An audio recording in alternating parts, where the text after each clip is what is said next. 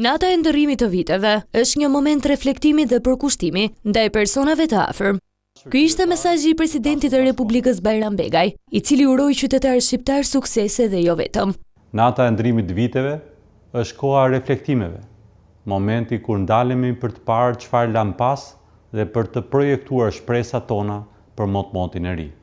Kreu i shtetit theksoi se Shqipëria dhe qytetarët e saj kanë dëshmuar ndër vite vullnet për të bërë progres. Viti që po mbyllet ishte një vit përpjekjesh dhe sfidash, ku Shqipëria dëshmoi sërish vullnetin për të ecur përpara. Kemi ende punë për të ngushtuar pavarësitë dhe për të forcuar besimin tek institucionet. Forcuam rolin tonë ndërkombëtar dhe hollëm hapa konkret drejt Bashkimit Evropian. Kemi shënuar progres në forcimin e shtetit së drejtës, në luftën kundër korrupsionit dhe krimit të organizuar. Nuk harroi të uronte edhe qytetarët e trevave shqiptare.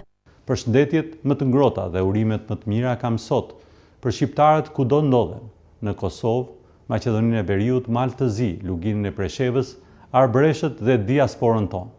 Ju jeni pjesa e pandare e këtij kombi dhe energji vitale për të ardhmen tonë të përbashkët. Mesazhin e tij presidenti i vendit e mbylli me bekime dhe me thirrjet për të qëndruar sa më pranë njëri tjetrit.